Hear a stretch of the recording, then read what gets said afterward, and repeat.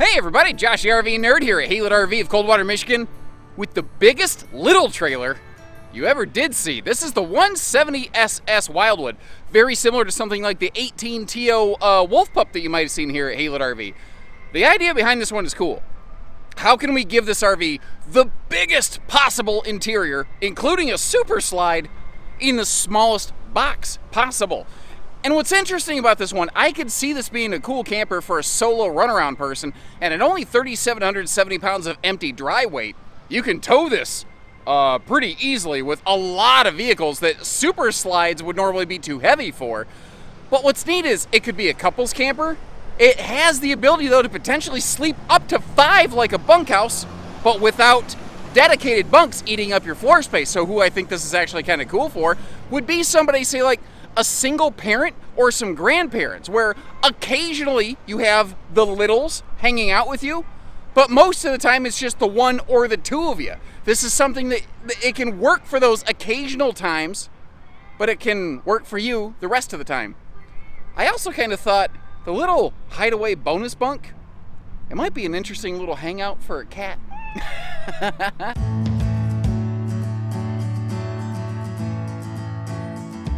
Now I tell you something that drives me crazy, and keep in mind, like, I'm a YouTube content creator, right? Something that absolutely drives me nuts is when somebody makes a video of like a 10-foot tiny box little camper, and on the thumbnail they write huge inside. It's not true. It's just not true. It's just clickbait. But the lighter colors, the panoramic windows, the super slide, I don't mind saying huge inside on a little camper when it's true. And this is one of those cases where I think it actually is. Now, is this as big as a giant fifth wheel? No, absolutely not. But again, I mean, there's not a lot of trailers in this size, in this weight, that offer the space of a full super slide like this. It's awesome. And you know, there's a couple nice little touches on this. Like you got that cool little, I call these the plankton hangers right here, because they remind me a little bit of Plankton from SpongeBob, you know? Eugene Krabs! Nope, that was more of a Fat Albert voice than a Plankton. I'm gonna have to work on that, because that really wasn't even close, regardless.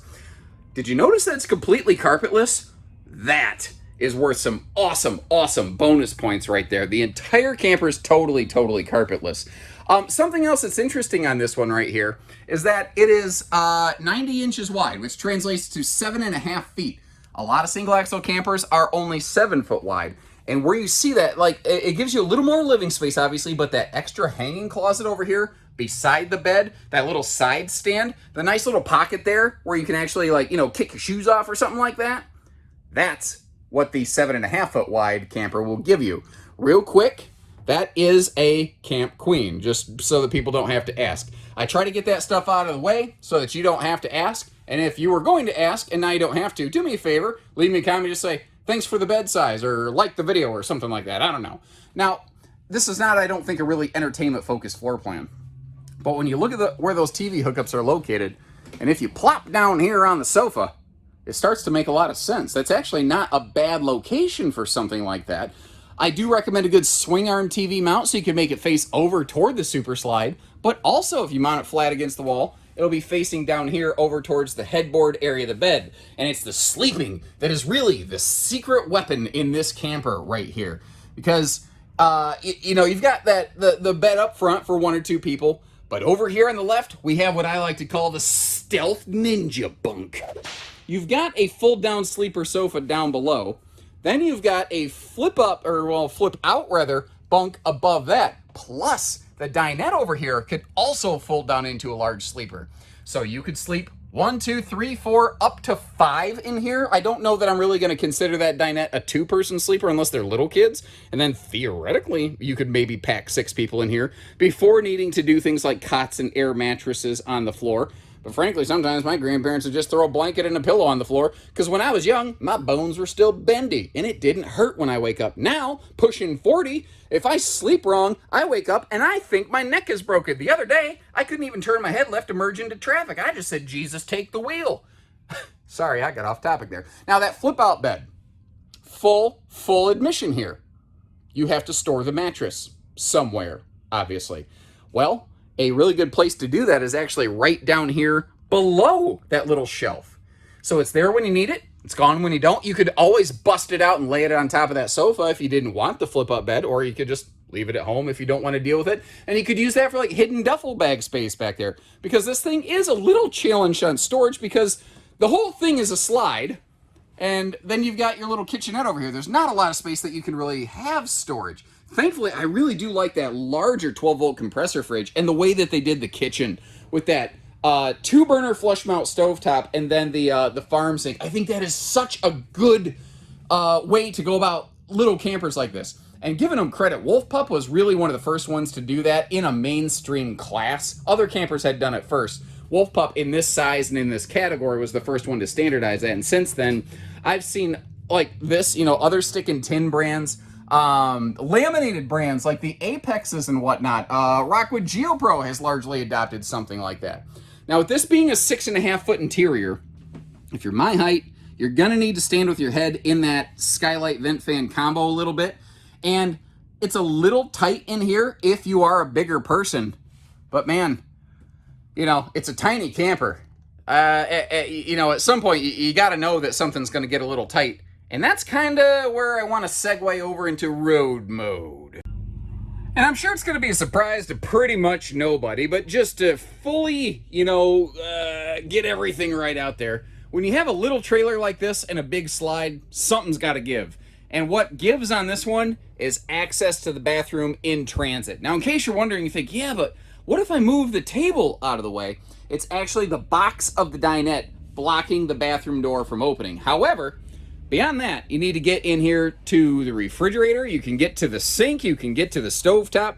It's not bad for a travel stop at some place, maybe like a rest area that has bathrooms.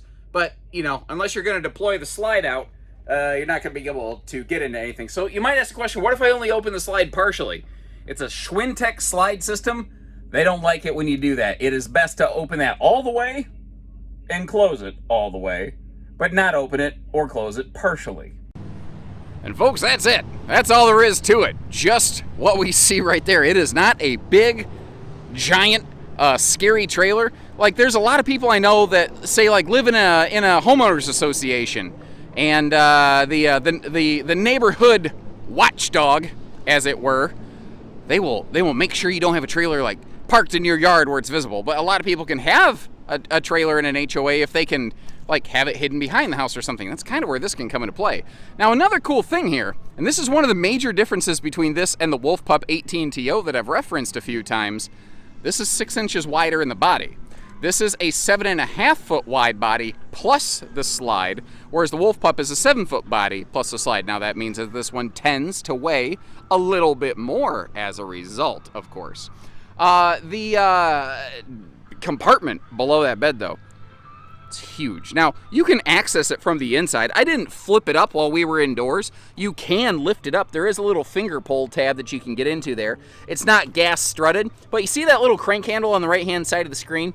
If you lift the bed decking up, you can actually just wedge that little jack crank right there on kind of the bed framework and the bed decking, and voila, there you go. You have yourself a built-in bed deck holder. Now, just like the Big Brother Wildwood, say like an X-Lite, the next size up in the Wildwood family, or a full-blood Wildwood, you've got those extra large panoramic viewing windows there. They open for airflow to get you plenty of good breeze. Of course, you can just pull the shades down. And this does have 4-corner stabilizer jacks. Not all single-axle campers have that, nor do all single-axle campers have a walkable roof. Now, this RV obviously does not have a ladder, but it does have a walkable roof. It is not prepped and ready for a ladder, so it's not something that we could add aftermarket here for you, short of peeling off the rear wall skin and rebuilding some structure things, because there's no anchor mounts in those walls for that. Another kind of cool thing here, under that power awning, we of course have outside lighting, but we've got a outside shower located over here on the campsite of the RV, which is way more useful than I think a lot of people realize. And that's hot and cold, by the way. So let's say you have something like a mid-sized tow package pickup, like a Ranger, a Colorado, a Canyon, a Tacoma, something like that. Not everybody's all about that half-ton life. Or there's just some bigger SUVs, or there's plenty of people that have a half-ton, three-quarter ton. They're like, look, I just camp every now and then for fun. I ain't gonna make a lifestyle out of it.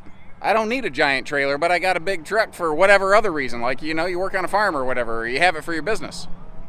This is a really cool. What do you guys think about this layout? I will also leave a link in the video description. It's a little outdated, but I'll leave you a link to my most recent one or two Wolf Pup 18TO videos where you can kind of see the similarities.